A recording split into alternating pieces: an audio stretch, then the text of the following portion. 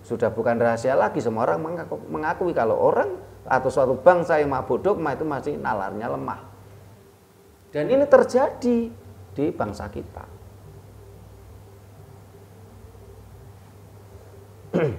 Nah, setelah itu akhirnya terjadi juga revolusi gereja.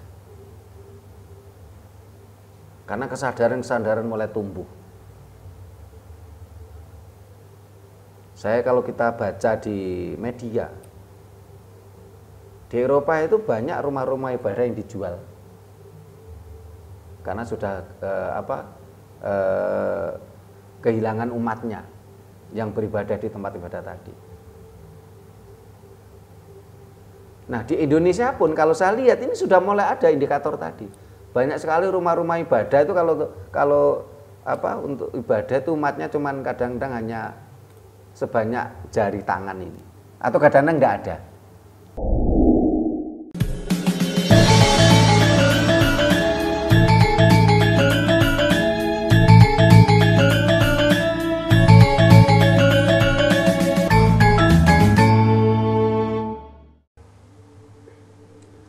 Rahayu. Para pemirsa Raket Prasojo TV channel yang kami hormati, kita berjumpa kembali dalam kegiatan Yayasan Raket Prasojo, Lembaga Pengkajian, Pelestarian, dan Pengembangan Budaya Nusantara. Nah, para pemirsa, saat ini bulan Desember, setiap bulan Desember bangsa kita selalu ada ada semacam agenda yang kadang-kadang bisa memecah belah bangsa ini. Karena kebetulan oleh orang-orang yang agamis fanatik ini ketika mau mengucapkan Natal pada saudara-saudara kita yang beragama Nasrani, ini jadi polemik tersendiri. Katanya, oh ini haram mengucapkan Natal. Nah, di sisi lain,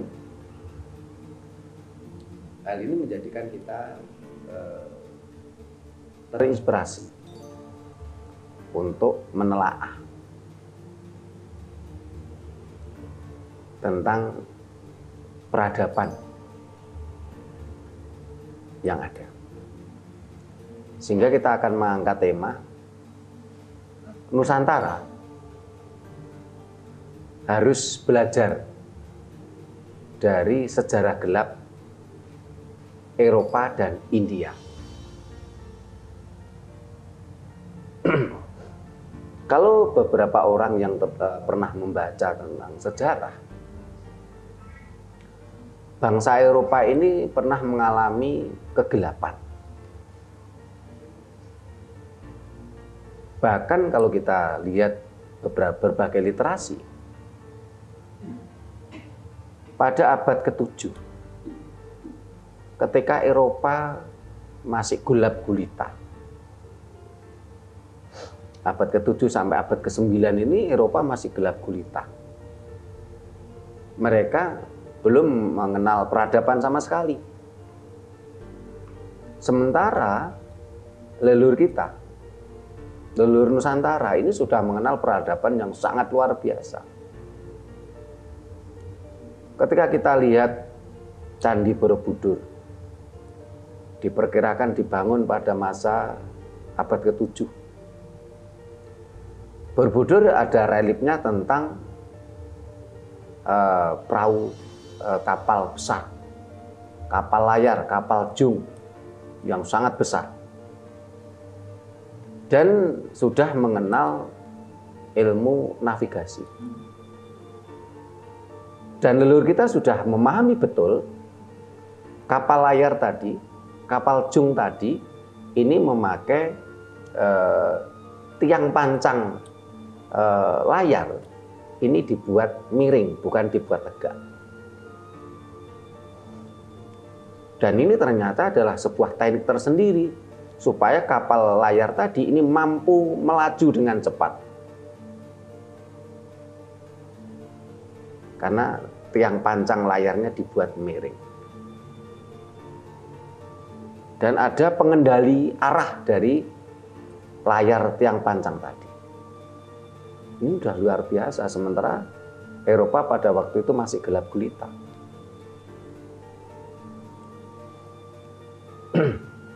Bahkan dari berbagai catatan-catatan bangsa Eropa, entah itu bangsa Portugis, ya, Inggris, ya, ketika pada masa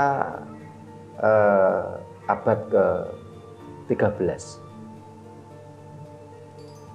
mereka menceritakan kapal Jung Majapahit ini besarnya 5 kali lipat dari kapal mereka. Dan meriam Majapahit, meriam Chet Bank, ini mampu melontarkan peluru 5 kali lebih cepat, 5 kali lebih banyak dari meriam mereka. Ini kan luar biasa. Waktu itu Eropa jauh di bawah kita peradabannya. Tapi saat ini orang-orang Eropa menganggap merekalah bangsa yang maju, merekalah peradaban yang maju. Sementara kita ini adalah negara-negara yang dikatakan primitif kita ini. Karena itu akan kita coba bedah dengan tema Nusantara ini harus belajar dari sejarah gelap Eropa dan India. Karena Eropa ini mulai bangkit ya, dari kegelapan, dari mabuk dogma selama 800 tahun. Ya.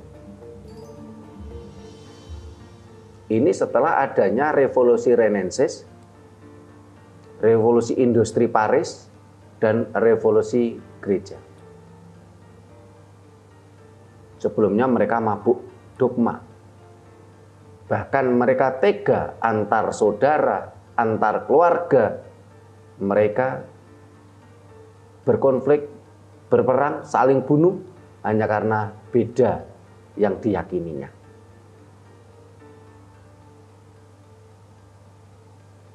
Bahkan dari ada beberapa bangunan, sekali masa bangunan tadi menjadi gereja, sekali masa bangunan jadi menjadi masjid. Eropa menjadi ajang peperangan, perang salib yang sangat mengerikan. Mereka hanya karena berbeda keyakinan, mereka saling setru, saling bunuh. Yang luar biasa.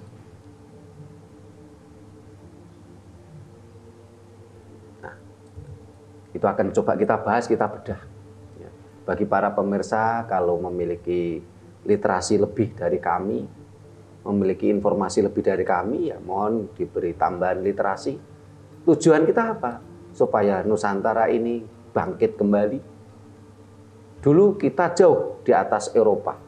Dulu kita jauh di atas Timur Tengah. Tapi kenapa saat ini kita benar-benar terpuruk? Kita saat ini hanya menjadi bangsa yang selalu menghamba, menjadi bangsa budak, menghamba pada bangsa lain.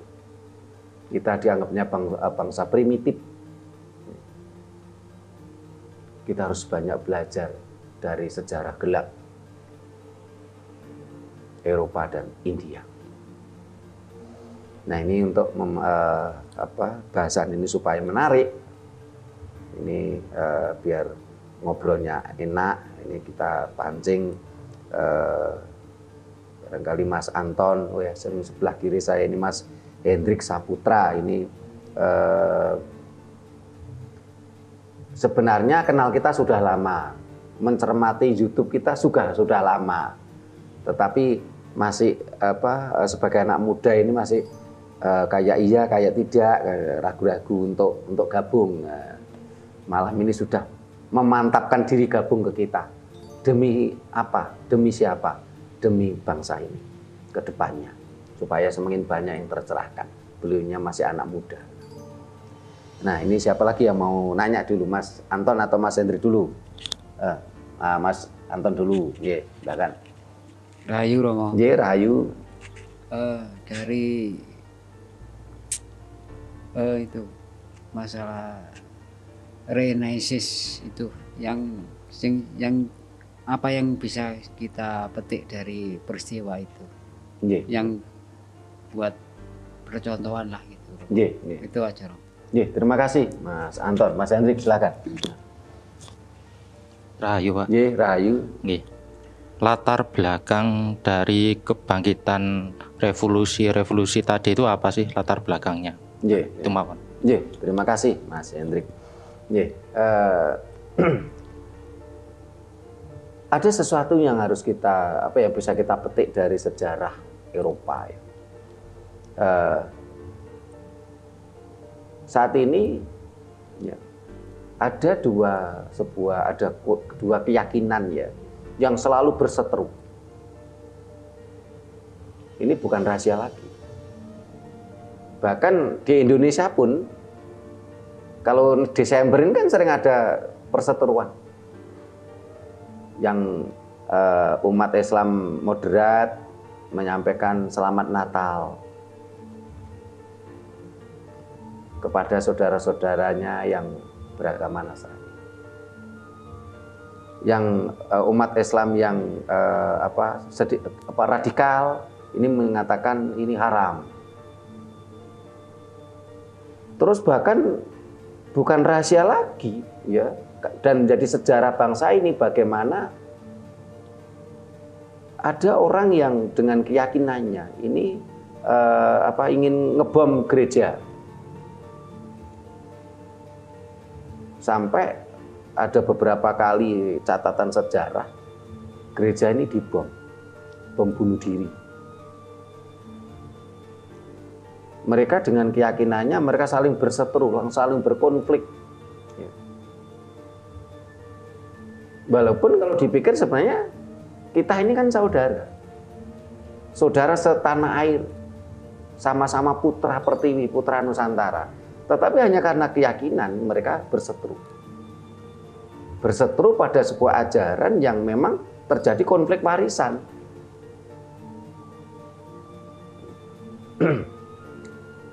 Dan banyak sekali di antara kita ini yang tidak pernah memahami, tidak pernah mau belajar. Sebenarnya Nasrani pun juga berasal dari Timur Tengah. Dari bangsa Arab. Cuman saat ini Nasrani seolah-olah identik dengan bangsa Eropa. Padahal Nasrani ini juga dari dari Timur Tengah. Orang mengatakan Abrahamik. Di dalam catatan sejarah bagaimana perang salib ini berpuluh-puluh tahun. Bahkan sampai sekarang masih bisa kita lihat sisa-sisa sejarah tersebut. Kalau punya duit ya bisa kita pergi ke Cordoba, ke Spanyol, sana. Bagaimana ada beberapa, bukan cuma satu malah. Ini dalam masa tertentu gedung tadi jadi gereja. Pada masa tertentu gedung tadi menjadi masjid. Ini berseteru, berkonflik. Kenapa? Karena masyarakatnya mabuk dogma, mabuk agama. Ketika orang mabuk, ya mohon maaf, akhirnya apa? Ya tayanya merasa coklat, gitu, merasa paling benar sendiri, berbeda keimanan itu salah. Ini kan masa kegelapan. Masa kegelapan bangsa Eropa. Mereka mabuk dogma, mabuk ajaran-ajaran, ya sebenarnya notabene-nya ajaran Dayok gitu loh buat mereka, karena entah Islam entah itu Nasrani kan sama-sama dari Jazirah Arab, bukan asli Eropa gitu. Tapi bangsa Eropa pada waktu itu karena mabuk agama mereka berseteru, mereka terimbas perang salib tadi. Nah, kalau seandainya bangsa ini tidak secepatnya sadar, kalau bangsa ini tidak ada Pancasila, ini kan seringkali berseteru. Termasuk kemarin kasusnya di Maluku, ya. Bagaimana perseteruan antara umat Nasrani dan umat Muslim. Bisa kita bayangkan kalau Indonesia ini tidak ada Pancasila, kita semakin hancur. Dan intinya karena manusianya adalah mabuk dogma, mabuk agama. Sehingga pada waktu itu Eropa mengalami kegelapan. Dalam catatan yang pernah saya baca, Eropa mengalami kegelapan itu 800 tahun. Sehingga di sisi lain kita sebagai bangsa Nusantara masih sedikit bersyukurlah. Kalau dalam catatan kita ini kan mengalami masa kegelapan kan 500 tahun. Sampai ini banyak beredar tentang cerita Sabdo Palon Nagih Janji. Setelah 500 tahun sudah mulai timbul bibit-bibit pencerahan. Sudah muncul bibit-bibit kesadaran. Walaupun tentunya orang-orang yang menjadi tokoh-tokoh agama tadi juga tidak akan tinggal diam melihat bangsa ini tercerahkan. Kenapa? Karena mereka akan terancam kedudukannya, terancam kantongnya. Mereka tidak berpikir untuk bangsanya. Mereka hanya berpikir untuk kantongnya, untuk berpikir hanya untuk keluarganya, berpikir untuk kelompoknya saja. Kalau saya lihat indikator kesadaran ini sudah mulai meluas saat ini. Setelah kita mengalami kegelapan 500 tahun. Tapi ini juga belum nampak gitu loh. Sehingga tadi kenapa kita bahas Nusantara harus belajar dari sejarah gelap Eropa dan India.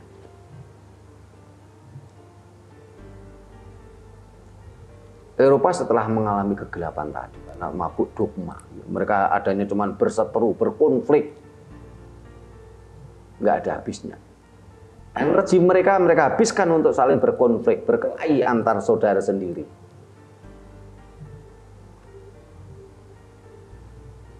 Mereka mengalami masa kegelapan. Ketika suatu bangsa mabuk dogma, ini kan nalarnya lemah.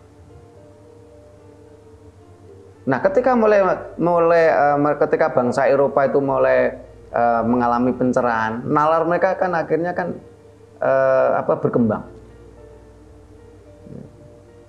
Inilah yang dimaksud dengan kesadaran revolusi Renaissance tadi. Adanya revolusi pemikiran, revolusi akal sehat.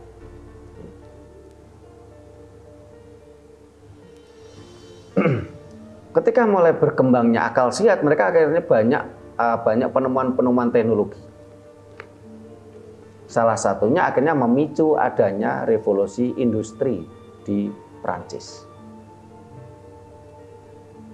Kalau seandainya bangsa Eropa tetap mabuk dogma, nalar sehatnya lemah, otomatis mereka tidak akan mampu melakukan penemuan-penemuan berbagai teknologi. Karena orang yang mabuk dogma ya, itu otomatis kan hanya termaktub pada keyakinannya tadi.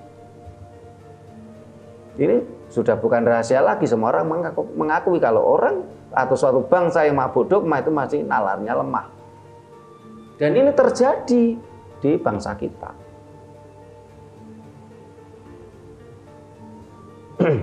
Nah, setelah itu akhirnya terjadi juga revolusi gereja.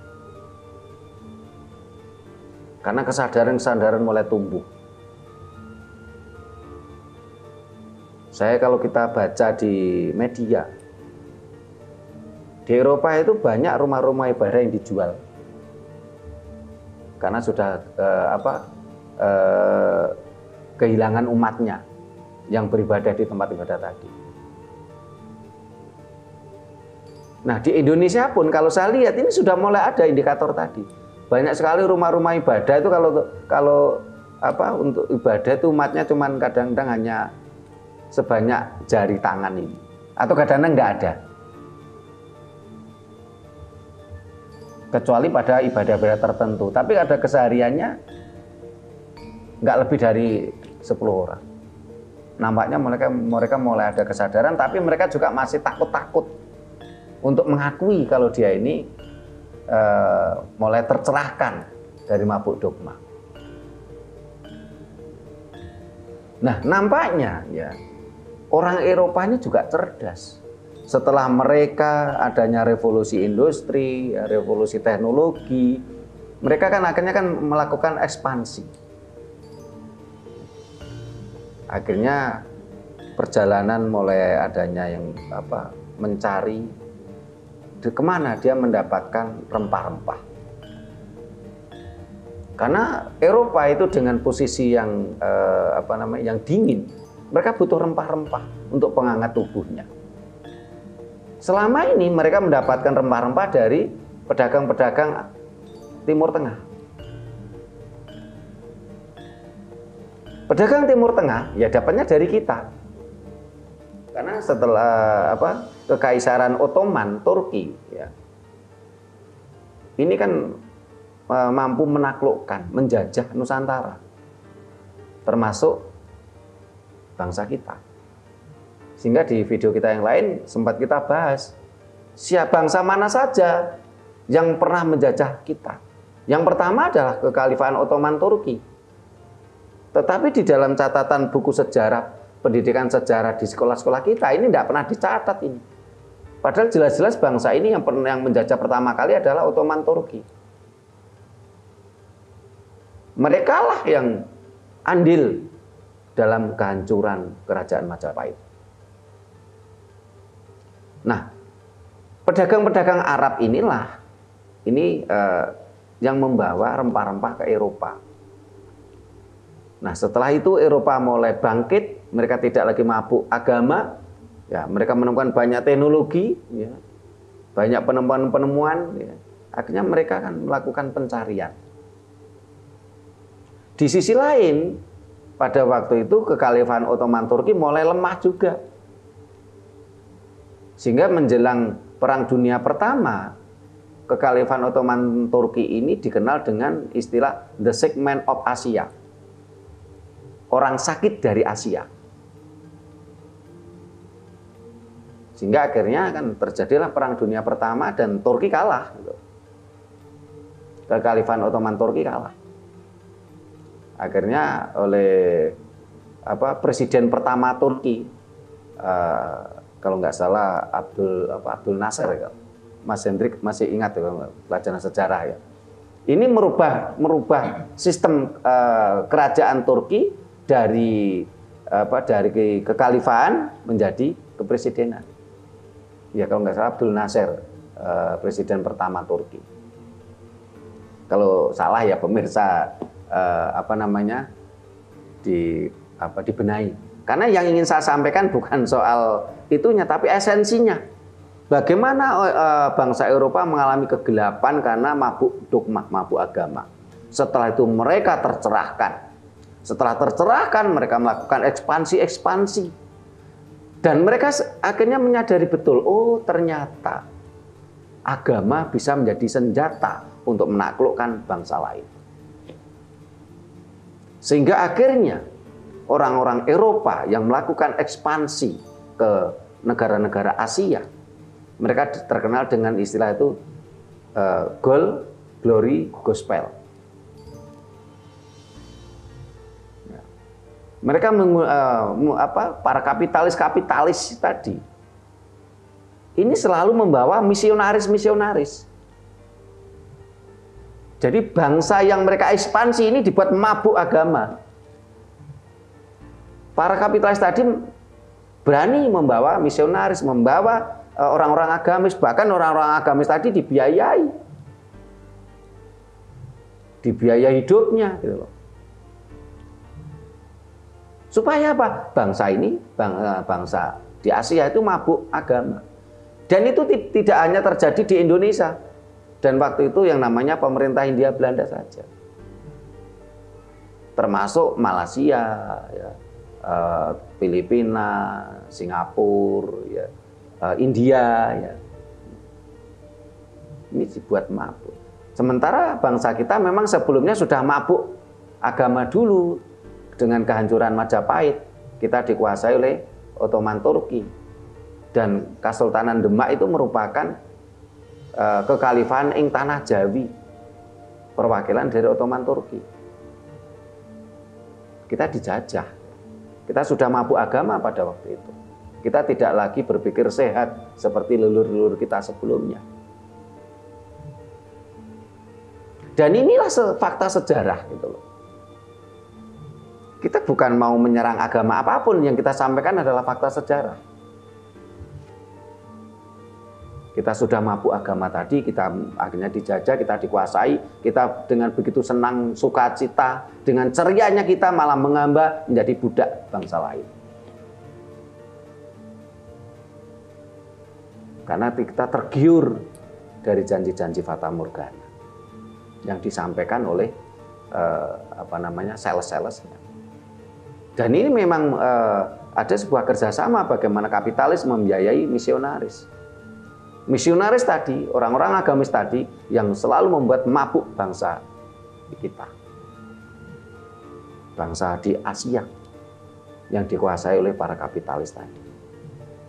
Itu sampai sekarang. Dan ini nampaknya dipergunakan, politik ini, strategi ini digunakan oleh orang-orang Eropa. Ini menguasai kita. Bangsa ini dibuat mabuk. Berapa misionaris yang mereka biayai kita didatangkan ke sini? Agama dijadikan alat untuk menjajah bangsa lain. Sehingga ada seorang ahli yang membuat kata-kata filsafat, ya, biasanya senjata pemusnah massal, senjata untuk menaklukkan suatu bangsa. Ini bukan bom atom, bukan meriam, bukan persenjataan canggih, tapi apa? Agama. Ini juga pernah kita bahas di video kita yang lama, itu sudah kita bahas. Ini termasuk ungkapannya komandan CIA Amerika.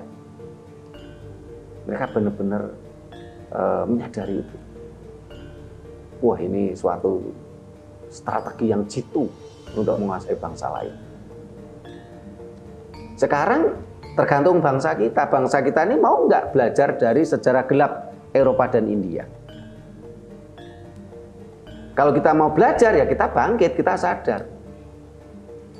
Kita jangan lagi mabuk agama. Toh di dunia ini ada 4.200 agama, ada 2.500 Tuhan. Dan itu adalah kodrat alam. Alam semesta itu memberikan keadilan yang berbentuk warna-warni. Dan leluhur kita juga diberi anugerah tentang sebuah nilai-nilai spiritual tadi. Ini yang kita ambil hikmahnya, Mas Anton.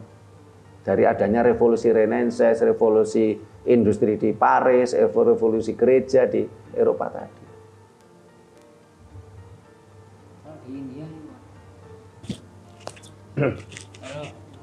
Di negara India itu ada peristiwa apa sebelum ada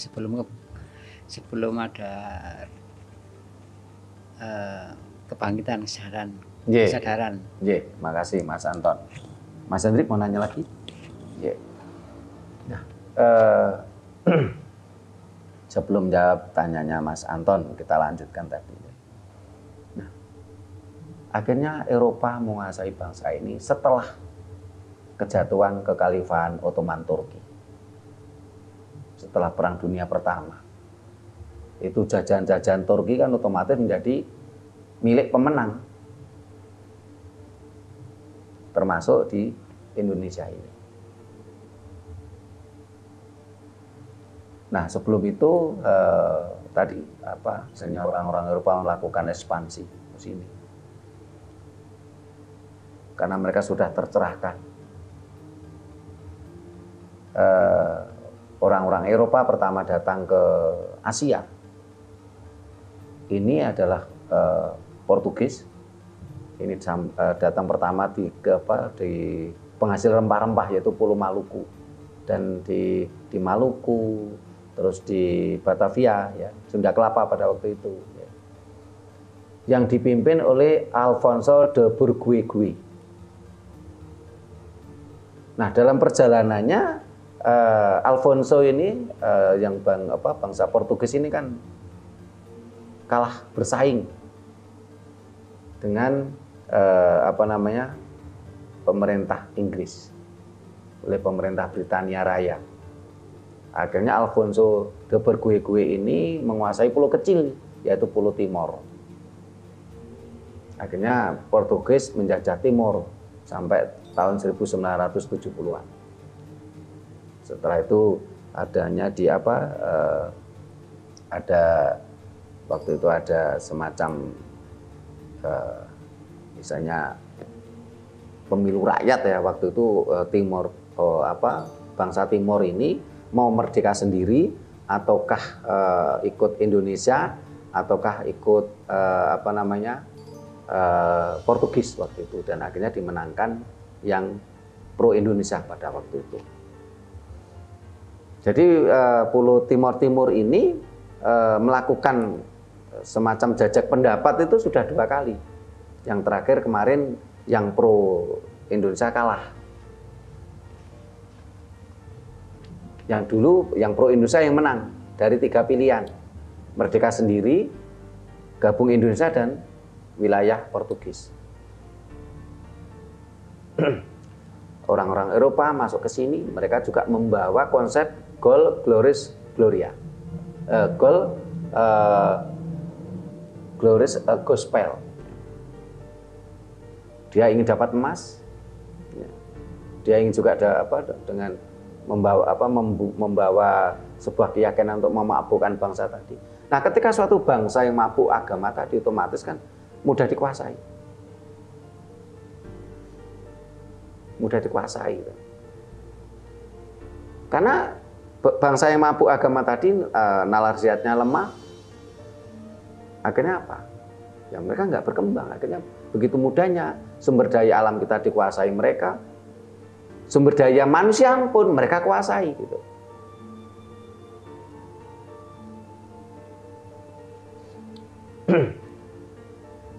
Bahkan ketika bangsa ini mulai ada pemberontakan, ini pemerintah Hindia Belanda kan mendatangkan orang-orang zaman ke sini dengan dalih agama. Orang-orang zaman ini kan untuk diperintah oleh pemerintahan Hindia Belanda untuk meredam pemberontakan bangsa kita dengan dalih agama. Ini fakta sejarah kok. Dan saat ini malah begitu mudahnya kita dapatkan literasi tadi di Google sekarang.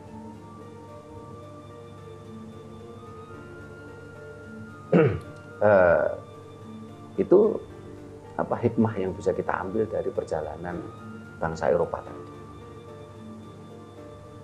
Kalau Mas Hendri tadi pertanyaan apa tadi? Latar belakang dari peristiwa revolusi di Eropa ataupun di India itu seperti apa? Oh ya, jadi kalau di Eropa yang pernah saya baca, waktu itu kan mulai adanya kesadaran. Karena pada waktu itu kekuasaan gereja ini mendominasi dengan kekuasaan publik. Kalau yang saya baca itu, pada waktu itu kekuasaan gereja ini mendominasi kekuasaan publik. Ini mirip bangsa kita saat ini. Bangsa kita saat ini kan kekuasaan agama ini mendominasi kekuasaan publik. Yang dimaksud kekuasaan publik itu apa? Pemerintahan. Bangsa kita mirip Eropa pada waktu itu. Orang lebih hormat kepada tokoh-tokoh agama daripada tokoh-tokoh publik, tokoh-tokoh pemerintahan. Akhirnya muncullah kesadaran. Umatnya kesadaran. Akhirnya semacam ada revolusi yang dikenal dengan revolusi gereja. Jadi kekuasaan gereja itu dibatasi. Ketika kekuasaan gereja, kekuasaan agamis ini dibatasi, otomatis nalar ziatnya berkembang. Tapi Eropa itu mengalami mabuk agama nggak cuman Nasrani aja. Tidak hanya Kristen aja, tadi saya katakan di Eropa itu silih berganti selama 800 tahun. Bahkan sampai detik ini masih bisa kita lihat petilasan-petilasannya. Suatu gedung itu dalam masa tertentu jadi gereja, masa tertentu jadi masjid. Ini yang melatar belakangi akhirnya orang-orang Eropa ini bangkit, pencerahan. Waktu itu kekuasaan gereja, kekuasaan agamis mendominasi kekuasaan publik. Dan mirip saat ini bangsa kita. Coba kita lihat sekarang aja. Banyak tokoh-tokoh agamis merasa sok kuasa ikut campur dengan kebijakan-kebijakan publik saat ini di Indonesia. Dan ini mulai masyarakat kita saya lihat juga mulai ada gerah dengan kondisi seperti itu. Padahal ketika kita bicara dasar negara kesatuan Republik Indonesia adalah Pancasila. Indonesia ini bukan negara agama, tapi negara kesatuan Republik Indonesia yang berdasarkan Pancasila. Di dalam Pancasila tidak ada satupun sila yang bicara agama, tapi bicaranya adalah ketuhanan yang Maha Esa. Berketuhanan itu sangat berbeda dengan yang beragama. Sehingga ketika kita bicara dasar negara kesatuan Republik Indonesia adalah Pancasila, berarti apa? Aparat negara ini tidak beragama. Dan seharusnya aparat negara itu tidak beragama dan tidak boleh memakai atribut agama. Entah itu aparat entah itu ASN, entah itu TNI Polri, entah itu jaksa hakim, ya. Mereka tidak beragama. Sehingga ketika ada aparat NKRI yang beragama tentu seharusnya dipecat gitu atau mengundurkan diri, dia malu seharusnya. Tapi faktanya kan tidak. Bahkan banyak pejabat publik kita ini ketakutan kalau dia dicap tidak beriman. Banyak sekali mereka seringkali berpenampilan seolah dia ini orang-orang yang beriman dengan segala atribut-atribut keagamaan. Mereka takut sekali kalau dicap tidak beriman. Mereka lebih tunduk pada tokoh penasihat spiritualnya, agamisnya daripada pada konstitusi. Sehingga saat ini banyak ibu bupati, ibu wali kota, ibu gubernur, mereka lebih suka berpenampilan seperti orang Arab. Padahal kita bukan bangsa Arab. Dibandingkan dia harus berpenampilan sebagai wanita Indonesia. Ini kan terjadi suatu ironis sekali gitu. Dan mudah-mudahan alam akan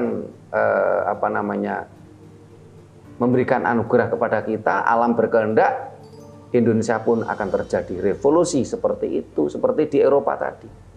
Karena lama-lama bangsa ini gerah gitu loh. Akan sampai pada puncak titik jenuh.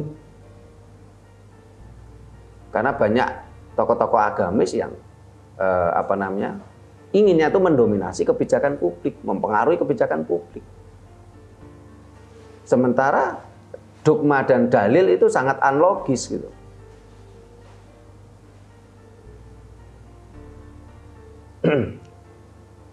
Bangsa ini harus ditercerahkan tentunya. Itu latar belakangnya seperti itu. Kalau kita ngobrol-ngobrol dengan mereka, ya, kenapa mereka kok begitu fanatik buta dengan agamanya? Yang kalau ditanya kan mereka kadang-kadang juga bingung jawabnya. Oh, saya pengen ini Pak, dapat pahala, dapat surga, dapat bidadari. Sementara ajaran Dayo tidak punya itu semua. Ini kan namanya tadi saya katakan janji-janji fata morgana yang dijual oleh para sales-sales agama. Padahal di dalam agama mereka, di dalam keyakinan mereka itu tidak punya. Pahala nggak punya, surga nggak punya, bidadari juga nggak punya. Kenapa? Karena pahala itu bahasa Jawa. Surga juga bahasa Jawa. Bidadari juga bahasa Jawa.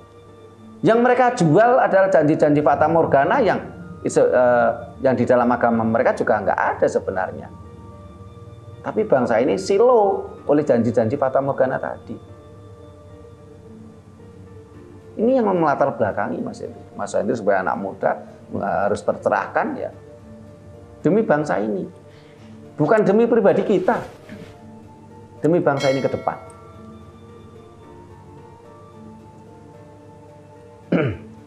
Terus tadi pertanyaannya Mas Anton, kalau cerita India bagaimana? India, itu tadi sudah saya sampaikan bagaimana bangsa Eropa melakukan ekspansi, termasuk ke India. Saat ini, pengalaman yang dialami bangsa India, ini seolah-olah saat ini diterapkan di Indonesia. Di India itu ada banyak keyakinan, ada banyak sekte, ada banyak ajaran. Kalau dihitung-hitung itu ratusan. Dan ajaran-ajaran tadi merupakan lifestyle, gaya hidup orang India. Kelompok tertentu dengan daerah tertentu ini memiliki sekte, sebagai contoh Bhakta Rama. Daerah lagi tertentu Bhakta Dewi. Daerah tertentu lagi Bhakta Anoman. Daerah tertentu lagi Bhakta Siwa. Sehingga kalau kita mencermati sinetron dari India yang ada di TV, bagaimana di dalam film sinetron tadi kalau kita cermati, ini ketika satu cerita, ya, satu sinetron dengan yang lain, ini ketika terkait bicara tentang persembahyangan itu berbeda. Mamanya contoh aja, cerita tentang Anandi. Ini persembahyangannya Bhakta Dewi. Terus ada sinetron yang film saya nggak begitu hafal, itu Bhakta Siwa. Terus ada lagi sinetron Bhakta Rama. Di India tuh banyak sekali sekte-sekte tadi. Dan ini merupakan lifestyle, gaya hidup mereka. Tetapi oleh penjajah Inggris, ini kan bangsa India juga dibuat mabuk. Cuman bangsa Inggris ini cara membuat bangsa India mabuk tidak dengan ajaran Dayok. Walaupun India juga ada ajaran Arab. Orang-orang India tadi ini digiring mindsetnya oleh pemerintah Inggris membuat kitab suci, membukukan. Mereka menggiring mindsetnya, yang namanya agama ini harus kriterianya seperti ini. Ada kitab sucinya, ya, ada tokohnya. Ya. Digiring mindsetnya. Yang awalnya berbagai banyak sekte. Nah, karena di India itu ada Sungai Sindhu, akhirnya ajaran-ajaran tadi dikirim mindsetnya membuat kitab suci dan diberi nama agama Hindu. Jadi yang memberi nama agama Hindu adalah orang Inggris, karena di India ada Sungai Sindhu. Kalau di Indonesia, agama Hindu baru ada muncul tahun 1959.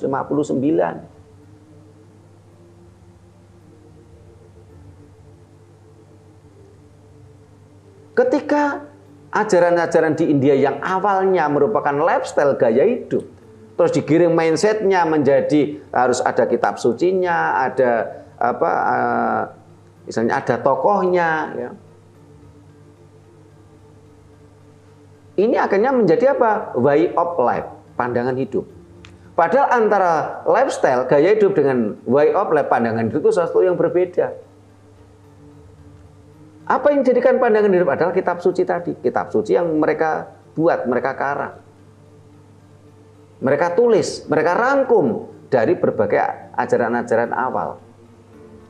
Sehingga di India ini, akhirnya dengan bantuan para kapitalis, ya, entah itu dari Amerika, dari Inggris, di India ini banyak sekali muncul agama-agama baru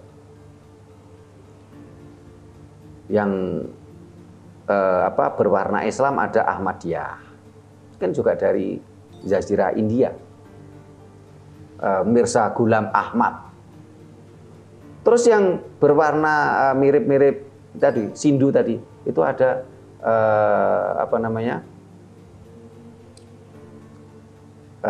Hari Krishna, ada Sai Baba. Karena mereka digiring. Oh, yang namanya agama ini harus ada tokohnya, harus ada kitab sucinya. Padahal sebelumnya ini adalah apa yang ada di India ini adalah way of life. Mohon maaf, awalnya adalah lifestyle, gaya hidup yang dilakukan keseharian oleh masyarakat India. Tapi setelah digiring itu akhirnya mereka merangkum membuat adanya kitab suci. Ya. Ada manusia yang ditokohkan. Nah, setelah India ini pemahaman-pemahaman, filosofi-filosofi yang beredar di masyarakat yang awalnya lifestyle, gaya hidup dijadikan way of life, pandangan hidup, akhirnya apa? India kan juga akhirnya mabuk dogma juga. Nah, India termasuk lama dikuasai Inggris.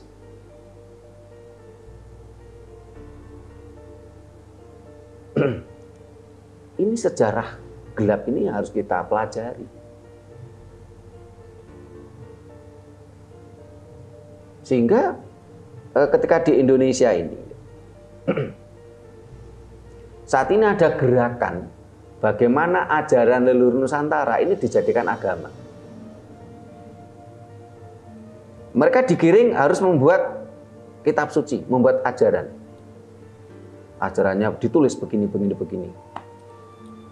Terus di kolom agama boleh dicantumkan agama lokal, agama Nusantara. Yang awalnya ajaran leluhur kita, ajaran Nusantara adalah lifestyle, gaya hidup. Nampaknya penjajah kapitalis juga belajar pada India. Bagaimana India bisa ditaklukkan, bisa dikuasai dengan cara merubah yang awalnya lifestyle, gaya hidup. Nilai-nilai kebaikan filosofi masyarakat India dirubah menjadi way of life. Jadi di Indonesia pun nampaknya ada gerakan seperti itu. Tergantung bangsa ini mau sadar atau tidak. Kalau kita tidak sadar, ya kita ngikuti ritme mereka. Akhirnya agama lokal dilembagakan. Boleh ditulis di KTP, kolom agama. Terus mereka membuat catatan-catatan, tulisan-tulisan, kitab suci. Yang awalnya ajaran Nusantara adalah ajaran lifestyle, gaya hidup, akhirnya dirubah menjadi way of life, pandangan hidup. Pandangan hidup, akhirnya yang dijadikan pandangan hidup, pedomannya adalah kitab suci yang mereka buat tadi. Yang mereka karang tadi, mereka tulis tadi. Sehingga kalau apa yang saya sampaikan mulai awal saya siaran di media, saya siaran di radio dan televisi tahun 1998, saya selalu menyuarakan apa? Kita kembali ke kemurnian Pancasila. Walaupun perjuangan ini cukup berat gitu loh. Kenapa? Kalau kita kembali ke kemurnian Pancasila, otomatis apa? Kolom agama dihilangkan dari data kependudukan. Tidak cuma KTP. Nah, kalau sampai ini yang terjadi, ya, seperti pada masa pemerintahan Bung Karno itu kan KTP saya ada beberapa foto, ya, foto KTP lama. Ini tidak ada kolom agama di dalam KTP orang tua kita, tidak ada. Jadi pada masa pemerintahan Bung Karno di dalam data kependudukan tidak ada kolom agama. Karena memang apa? Karena itu adalah amanat konstitusi dasar kita, Pancasila. Kita bukan negara agama, kita negara Pancasila. Bahkan di Indonesia ini tidak beragama enggak apa-apa secara hukum. Karena kita bukan negara agama. Tapi oleh pemerintah kita dipaksa harus beragama. Padahal kita bukan negara agama. Kemarin saya sempat ngobrol dengan teman, ya. Pak, kalau agama departemen agama, terus kalau agama kalau kolom agama di data kependudukan itu dihilangkan, ini kan otomatis berdampak dihilangkannya Kemenak. Nah, otomatis banyak yang menentang, Pak, karena di Kemenak itu nanti berapa ribu orang yang harus kehilangan pekerjaannya, yang harus kehilangan pundi-pundinya gitu. Otomatis saat ini harus akhirnya banyak Otomatis ini akan ditentang oleh orang-orang yang selama ini menikmati pundi-pundi yang didapat dari itu.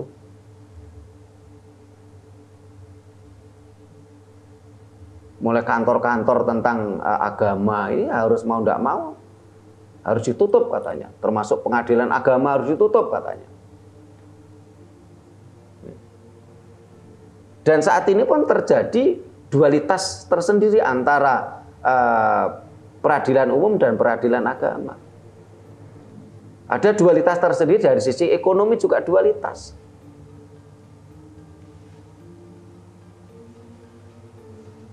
Terus saya bilang kepada teman tadi, sebenarnya dengan dihilangkannya kolom agama di dalam data kependudukan, kita kembali ke kemurnian Pancasila. Ini sebenarnya juga tidak harus membubarkan Kemenak. Tetapi kita cuman mengembalikan seperti halnya pada masa pemerintahan Bung Karno. Waktu itu juga ada Kemenak, ada Depak. Bahkan salah satu menteri agamanya itu kan Pak Wahid Hasyim, orang tuanya Gus Dur. Tetapi Depak pada waktu itu tidak mengurusi agama. Yang diurusi adalah antar umat beragama. Yang diurusi adalah umat beragama. Kenapa? Umat beragama itu kan manusianya, itu kan warga negara. Dan warga negara memiliki hak untuk dilindungi, diurusi oleh negara. Jadi negara dengan Depaknya atau sekarang Kemenak itu tidak mengurusi agama, tapi yang diurusi adalah manusianya, umat beragama. Karena umat beragama adalah warga negara Indonesia. Dan itu kewajiban negara untuk melindungi, kewajiban negara untuk mengurusi, untuk mengayomi. Jadi beda juklak dan juknisnya. Nampaknya karena misalnya ibaratnya ini adalah apa istilahnya sesuatu yang sangat berat, ya, sangat besar tantangan ini. Akhirnya kan banyak yang menentang tentunya. Malah saat ini ada sebuah gerakan, ini mirip India kalau saya cermati. Bagaimana penjajah Inggris pada waktu itu menggiring mindset orang-orang India yang awalnya tradisi-tradisi, keyakinan-keyakinan, filosofi falsafah hidup tadi yang awalnya lifestyle, gaya hidup. Ini digiring mindsetnya untuk menjadi way of life. Harus digiring mindsetnya, harus ada tokohnya, harus ada kitab sucinya. Kita menjadi manusia-manusia kaku yang terpaku pada kitab pedoman hidup tadi, way of life. Bukan lagi kita menjadi menjalani kesadaran penuh tentang kehidupan yang lebih baik. Kalau kita bicara lifestyle, gaya hidupnya kan kesadaran. Kita melakukan sesuatu kebaikan-kebaikan itu menjadi sebuah kesadaran. Bukan karena kita terpaku pada pedoman selembar kertas. Padahal yang namanya suatu pedoman yang ditulis, ini tentunya tidak akan up to date, tidak akan bisa menyesuaikan kondisi zaman. Karena nilai-nilai kebaikan, nilai-nilai kebijaksanaan, jangankan 1000 tahun yang lalu, 100 tahun yang lalu dengan sekarang aja berbeda.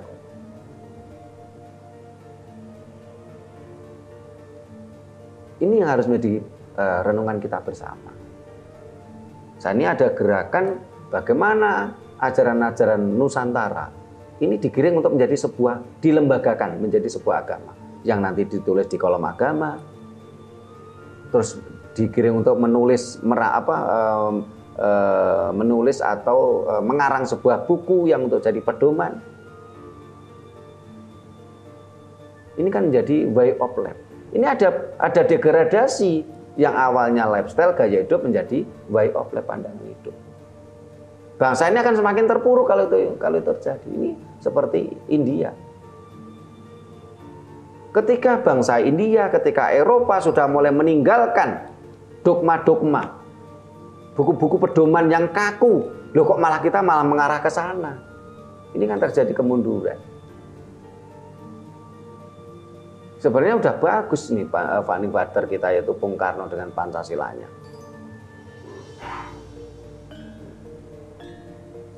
Yang seharusnya Pancasila kita jadikan lifestyle, gaya hidup kita, kesadaran penuh. Dan itu merupakan adalah apa? Ajaran Jawa, Gomo Budi, seperti pada masa Kerajaan Majapahit.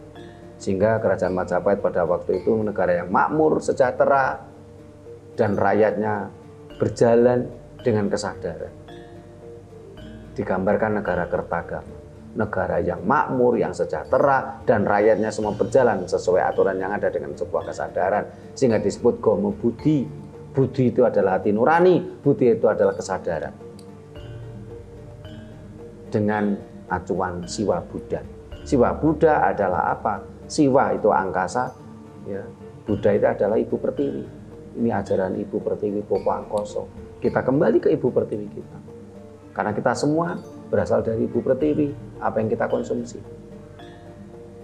Dan Popo Angkoso, sebuah nilai, sebuah depth, cahaya, energi dari semesta.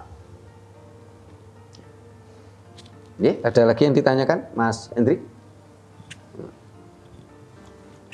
Di India terkenal dengan tokoh namanya Mahatma Gandhi. Yeah. Nah, apakah Mahatma Gandhi itu salah satu tokoh yang membuat India bangkit atau bagaimana itu? Yeah. Terima kasih Mas Hendrik. Mas Anton? Kalau sekarang di Indonesia itu harusnya direformasi yang bagaimana ini? Terima kasih Mas Anton. Mas Hendrik dulu. Mahatma Gandhi ini mirip Soekarno kalau di Indonesia.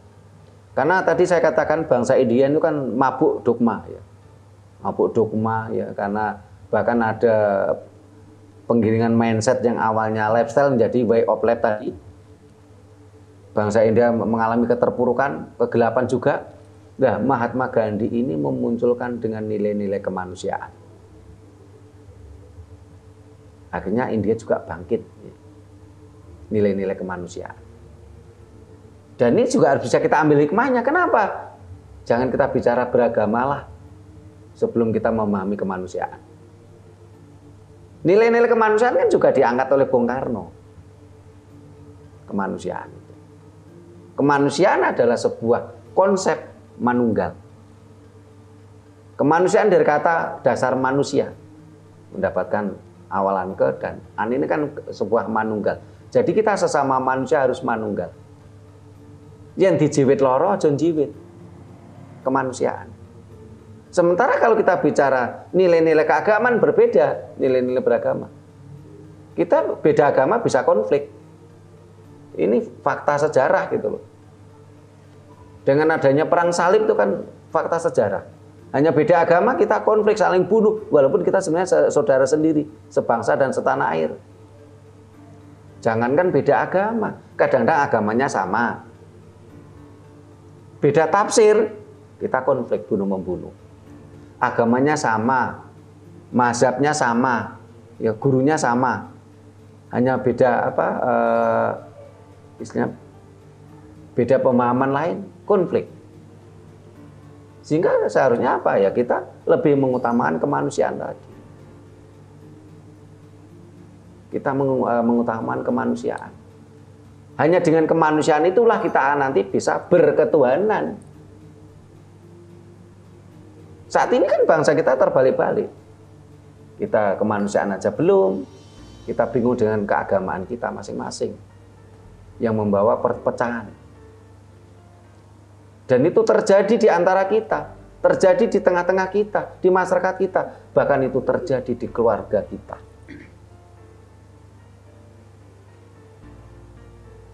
Di keluarga kita tuh sering agamanya sama, ya, minimal agama di KTP lah, tapi hanya karena beda beda guru, ya. Itu ketika orang tua kita meninggal, karena yang ada pemahaman, oh enggak boleh itu diselamati. Nyelamatin enggak mau, ikut gotong royong masak enggak mau. Misalnya ini kan terjadi perpecahan. Ini terjadi di keluarga kita, di bangsa kita. Melihat kondisi seperti ini tergantung hati nurani kita, kemanusiaan kita. Kita mau sadar atau tidak? Ataukah kita terus-menerus dalam posisi mabuk seperti ini? Saya sampai kadang-kadang sedih kalau melihat kondisi ini. Dan itu terjadi juga di keluarga kami gitu loh. Dan saya lihat juga di keluarga-keluarga yang lain juga sama. Hanya perbedaan kecil tentang keyakinan kita harus berkonflik dengan saudara kita sendiri. Dan kita masih bisa diselamatkan karena Pancasila. Coba kalau nggak ada Pancasila, udah hancur bangsa ini.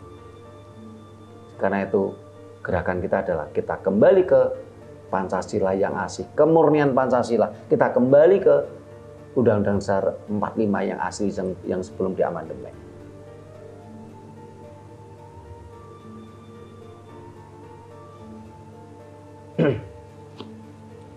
Nah, mudah-mudahan sekelumit bahasan kita ini tadi juga mampu mencerahkan banyak pihak.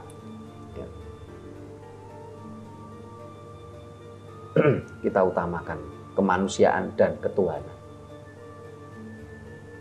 Agama biarlah menjadi ranah privasi kita masing-masing.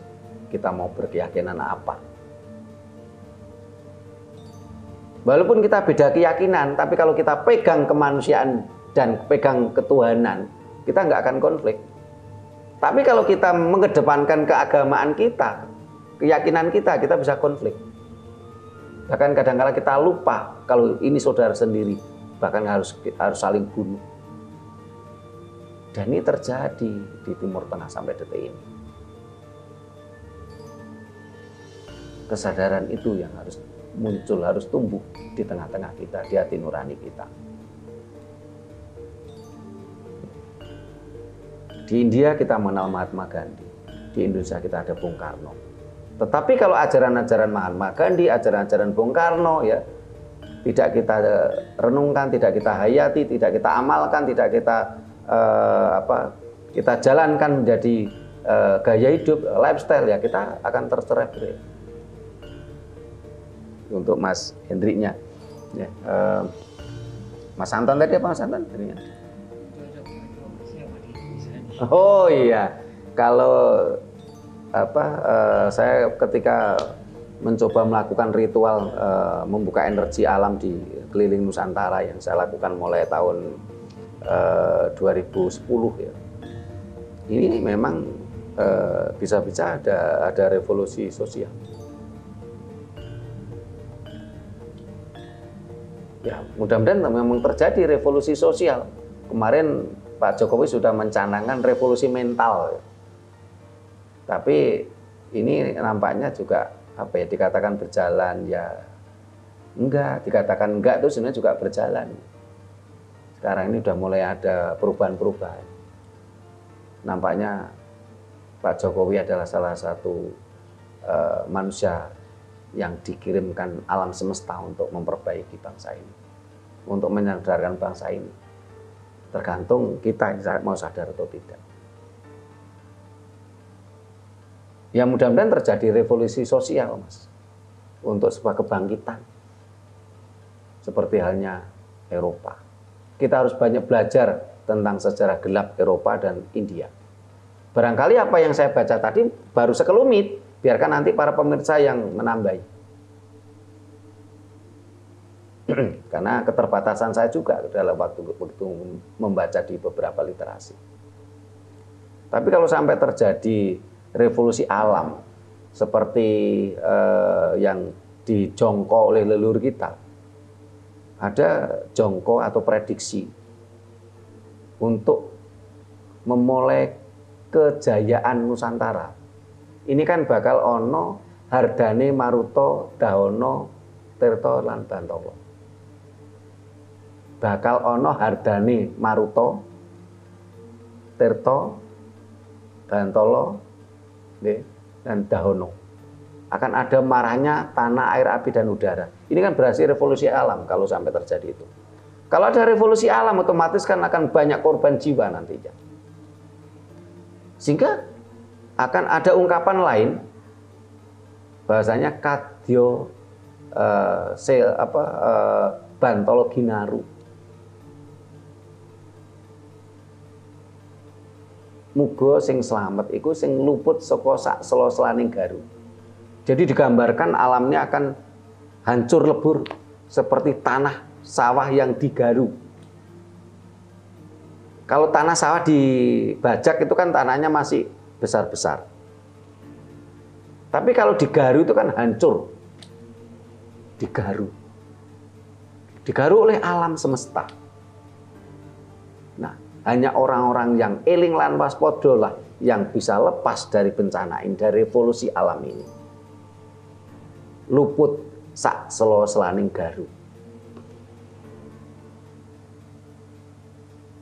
Ini yang bisa kita petik dari kita belajar sejarah gelap Eropa dan India. Ya, ada lagi yang ditanyakan Mas Hendrik? Sudah? Mas Anton? Ya.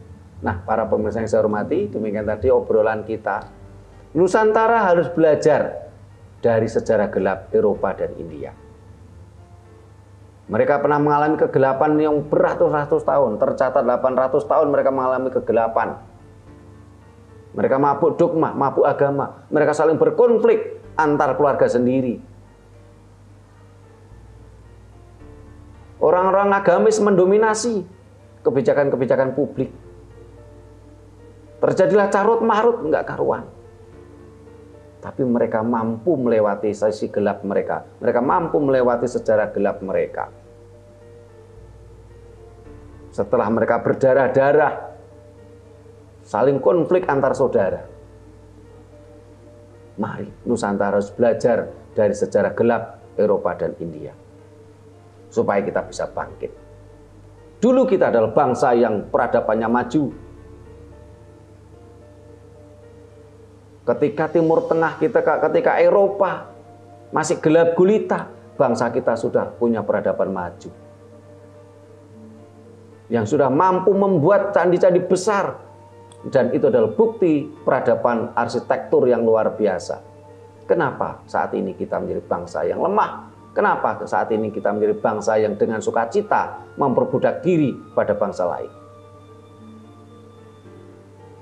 Sadarlah bangsaku.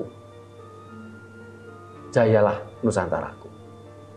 Terima kasih. Bila mana ada kata-kata kami yang kurang berkenan, tata krama kami yang kurang memadai, kami mohon maaf. Terima kasih. Sampai jumpa di kegiatan kita lainnya. Rahayu.